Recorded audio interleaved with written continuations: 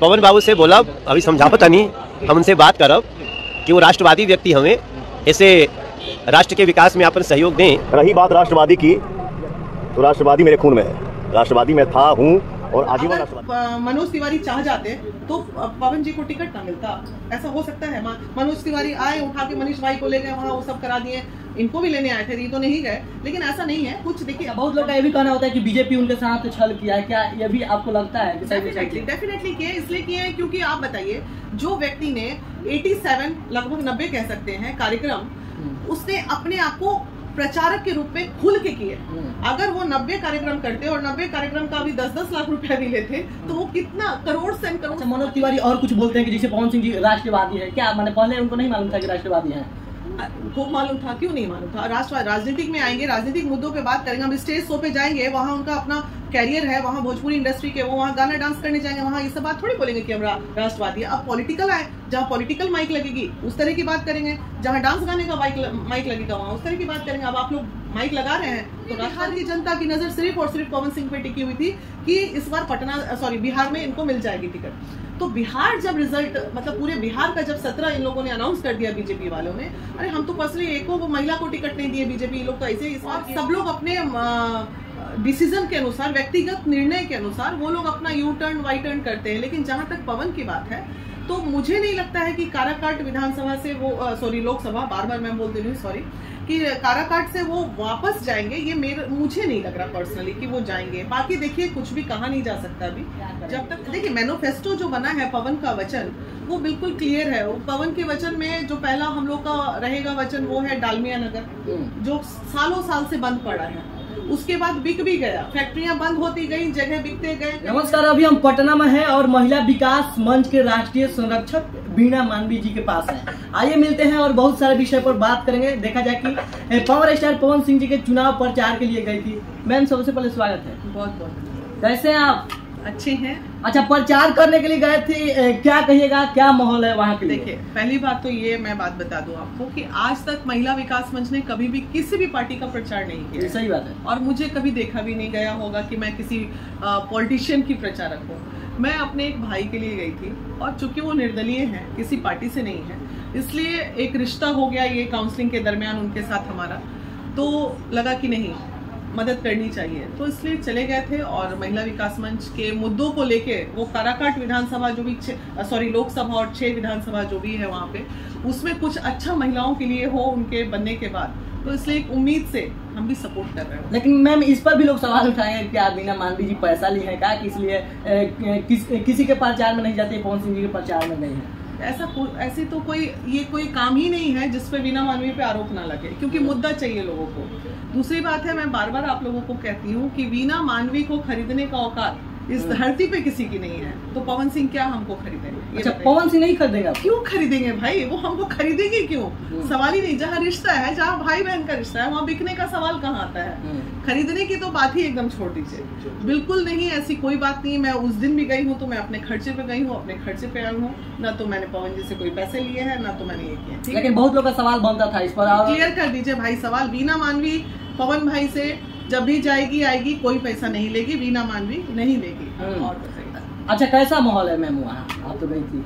देखिए माहौल अच्छा है, बहुत अच्छा, और युवाओं के लिए तो खैर पूछिए मत। जो होड़ चल रही है, एक ही हवा चल ही रहा है, वो है पवन ही चल रहा है, उस हवा चल रहा है, पवन का ही हवा चल रहा है। लेकिन बहुत लोग बोल रहे हैं कि जय पवन तय पवन। क्या लगता है, जैसे आप महिला के लिए घूम रहे हैं, तो क्या महिलाएं कितना ज्यादा सपोर्ट? नहीं, महिलाएं भी बहुत ज्यादा सपोर्ट कर रही है। अभी देखिए कल से महिला विकास मंच की और भी जो वहाँ की टीम है, सारे लोग वहाँ पे जा रहे हैं। जो भी हमारा एफर्ट है वो हम लगाएंगे, इसलिए लगाएंगे कि चलो ठीक है। अब लोग पूछेगा कि आप क्यों एफर्ट लगा रहे हैं, तो हम इसलिए एफर्ट लगा रहे हैं कि आज तक 10 साल नहीं, इतने सालों में हमने करोड़ों रुपया खर्च करके या फिर अपना पूरा कीमती समय देके समाज में योगदान दिया है। और आज अगर थोड़े से पैसे खर्च करके, थोड़े से एफर्ट्स लगा के एक भाई अगर मंत्री बन जाता है, तो शायद कितना उत्थान कर पाएंगे हम महिलाओं का, फिर हमारा काम उस क्षेत्र का थोड़ा आसान हो जाएगा। अच्छा, हमारा स्वार्थ यही है। अच्छा, काराकाट क्षेत्र के लिए महिलाओं हो या पुरुष हो, कैसे वहाँ समझाइएगा, सिखाइएगा, क्या करेंगे? देखिए मैनिफेस्टो जो बना है पवन का वचन वो बिल्कुल क्लियर है। पवन के वचन में जो पहला हम लोग का रहेगा वचन वो है डालमिया नगर, जो सालों साल से बंद पड़ा है, उसके बाद बिक भी गया, फैक्ट्रियां बंद होती गई, जगह बिकते गए, कहीं रेल, छोड़िए वो पुरानी बातें, किधर बिका क्या बिका। दूसरी बात है कितना रोजगार चला गया। एक तो वो डालमिया नगर का बंद कारखाने चालू कराने की बात होनी चाहिए। दूसरी बात होनी चाहिए महिलाओं के सृजन, रोजगार, विकास, स्वास्थ्य सुविधा जो कहीं पे भी प्रॉपर, नॉट ओनली आप बिहार में किसी भी सरकारी अस्पताल में चले जाइए, हम नहीं कहेंगे कि काराकाट विधान लोकसभा के अंतर्गत किसी भी थोड़ा मतलब पटना क्षेत्र छोड़ के कहीं भी चले जाइए, पूरा स्वास्थ्य विभाग डमाडोल है। तो इन तमाम चीजों पे नजर रखने का काम वो करेंगे, और वो जमीनी लड़का है, वो करेगा भाई, वो करेंगे, वो अगर बनेंगे तो करेंगे। लेकिन बहुत लोग का ये भी कहना होता है कि भोजपुरी इंडस्ट्री से आते हैं, हो सकता है कि जीत कर चले जाएंगे, फिर उसी इंडस्ट्री में जैसे गाना का शूटिंग करना, वीडियो बनाना, वो गाना का तो गाना गाएंगे तो फिर आप लोग वो बात करें। एक गाना खाली अगर सरकार का फंड नहीं होगा ना, तो मान लीजिए कई चीजों में अगर सरकार से फंड नहीं मिला, उनको होता है ना, जो चीज चाहे, हर चीज तो सरकार नहीं करती, बस वो एगो गाना गा देंगे ना, उनके गाना से इतना फंड आ जाएगा कि वो काम उसी से हो जाएगा। एक बात बताइए, कोई व्यक्ति अपना जीवन समाज में जब लेके आता है कि हम समाज की रक्षा करेंगे, तो समाज सेवा करने के लिए पहले वो व्यक्ति को सशक्त होना पड़ता है, उसका बैकग्राउंड स्ट्रांग होना पड़ता है। कि जो व्यक्ति, पवन में ऐसी कोई प्रॉब्लम नहीं है, पवन के साथ स्टारडम की कमी नहीं है, पैसे की कमी नहीं है, किसी, वो जीवन में हर चीज उसने वो पा लिया, अब उसको जो करना है बस सेवा ही बचा है। क्योंकि अब वो मुकाम पे तो पहुंचे हुए व्यक्ति हैं, उनको थोड़ी अभी इतना बड़ा घर बना रहे, मार करोड़ों करोड़ का, तो क्या अरे भाई मंत्री बनने के बाद थोड़ी बनाएंगे, वो पहले से उसका अर्जा हुआ धन संपत्ति है भाई। अच्छा, क्या लगता है, मान लीजिए कि आप इतना बात बोलेंगे पवन सिंह जी करेंगे, नहीं किए तो 5 साल बाद जाएंगे। इतना लोग जो इतने दिन से थे वो क्या किए, जो नहीं किए तो उनको भगाइए, नए को मौका दीजिए। लेकिन वहाँ के लोग तो 5 साल के लिए फिर झेलेंगे, जो पहले हुआ था वही। अरे भाई अभी भी तो झेल ही रहे हो, अभी भी तो झेल ही रहे हो, जो थे उनको लेके आप झेल रहे हैं, तो दोबारा मत झेलिए, एक नए को मौका दीजिए, युवा को मौका दीजिए, शायद कुछ कर दे, उम्मीदें पे काम कर दे। और एक चीज जान लीजिए, ये पॉलिसी होती है, मैं तमाम बिहार वासियों को बताना चाह रही हूँ, देशवासियों को, कोई भी व्यक्ति जब पहली बार नेता, मंत्री, विधायक कुछ भी बनता है ना, तो अपना पहला 5 साल तो बहुत बम्पर काम करता है कोई भी व्यक्ति। दूसरा टर्म में ना वो फिर फॉर ग्रांटेड लेना शुरू, अरे अब तो हम ही जीता, वो फीलिंग आ जाती है। तो पहला साल तो भाई, पहला 5 साल पवन जम के काम करेंगे, इस बात की गारंटी तो हमारा अनुभव भी कहता है। अच्छा, क्या कहिएगा जो कि बोलते हैं सांसद है बीजेपी के मनोज तिवारी जी, बोलते हैं कि पवन सिंह जी को यू टर्न लेने के लिए समझाएंगे, आप क्या कहते हैं उस बात को? देखिए, यू टर्न लेना या डब्लू टर्न, वाई टर्न, ये सब चलता रहता है, राजनीतिक है, और सब लोग अपने डिसीजन के अनुसार, व्यक्तिगत निर्णय के अनुसार वो लोग अपना यू टर्न, वाई टर्न करते हैं। लेकिन जहां तक पवन की बात है, तो मुझे नहीं लगता है कि काराकाट विधानसभा से वो लोकसभा, बार मैं बोल दे रही हूँ, सॉरी, कि काराकाट से वो वापस जाएंगे, ये मुझे नहीं लग रहा पर्सनली कि वो जाएंगे। बाकी देखिए, कुछ भी कहा नहीं जा सकता अभी, जब तक नॉमिनेशन नहीं हो जाता है तब तक कुछ भी नहीं कहा जा सकता। माने अभी संकोच में है? नहीं, संकोच में नहीं, मैं कॉन्फिडेंट हूँ, लेकिन अचानक कुछ हो सकता है ना, राजनीतिक क्षेत्रों में कब कहाँ क्या चीज बदलाव हो जाए कोई नहीं जानता। कहीं ऐसा भी बदलाव हो जाए कि अपोजिशन पार्टी, ये पार्टी, वो पार्टी मिलके, हो सकता है कुछ ऐसा न्यूसेंस क्रिएट कर दें ये लोग कि नॉमिनेशन रद्द हो जाए। बहुत सारे भाई, राजनीतिक है ये, यहाँ छल पल सब चलता है। लेकिन पवन सिंह जी भी भोले भाले के नाम से जान जाते हैं। भोले भाले, वो तो है ही भोले भाले, इसमें कोई शक नहीं। अगर पवन जी का जो मैंने जाना है कि अगर उनको एक जगह मटन चावल पे भोज मिल जाए और दूसरे जगह बोले कि आज आपको 20 लाख का प्रोग्राम शो करना है, वो व्यक्ति अगर कमिट कर दिया होगा तो वो शो छोड़ देगा वो, लेकिन अपने रिलेशंस को इतने निभाते हैं, वो मैंने देखा है आपसे। अच्छा, बहुत लोग का ये भी कहना होता है कि बीजेपी उनके साथ छल किया है, क्या ये भी आपको लगता है? डेफिनेटली किए, इसलिए किए हैं क्योंकि आप बताइए, जो व्यक्ति ने 87 लगभग 90 कह सकते हैं कार्यक्रम, उसने अपने आप को प्रचारक के रूप में खुल के किए। अगर वो 90 कार्यक्रम करते और 90 कार्यक्रम का भी 10-10 लाख रुपया भी लेते, तो वो कितना करोड़ से करोड़ कमाते। लेकिन उन्होंने अपना दिलो जान सब चीज बीजेपी को लगाया। आपने आसनसोल से उनको टिकट दिया, आपने ले लिया किसी कारणवश भी, उसके बाद आपने वो इंतजार करते रहे कि बलिया मिल रहा है, हमको बलिया मिल रहा है, सुनते रहे बलिया मिल रहा है, यूपी मिल रहा है, वो इंतजार किया बंदा कि इस बार 19 में नहीं, ये लोग मेरे साथ कुछ किया तो बलिया दे देंगे।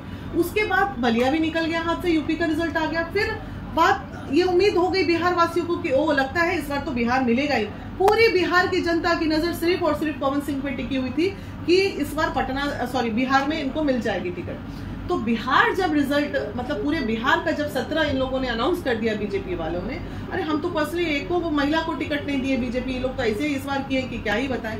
तो उसके बाद ही ना उन्होंने निर्णय लिया, ऐसा तो नहीं उन्होंने कोई गद्दार, अरे वो आज भी बीजेपी के सिपाही हैं, वो जीतेंगे तो कहाँ जाएंगे, बीजेपी में जाएंगे, तो वो तो बीजेपी के ही है। मैं तो जनता को यही बताना चाह रही हूँ, भाई जिता दो, वो तो बीजेपी के ही सिपाही हैं।